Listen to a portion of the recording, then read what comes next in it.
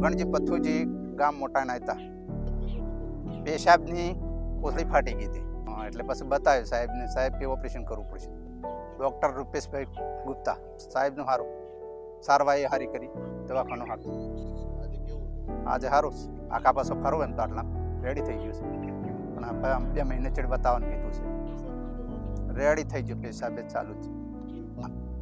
સાદા સાહેબ, હા એકદમ તરત આપણને બોલાવે એમ કે જેમ છે સારવાર, એમ કે પૂછપૂછ કરે, એમ કે તકલીફ બકલીફ નહીં, એવું રેડી બોલે. સાહેબનો ખૂબ ખૂબ આભાર.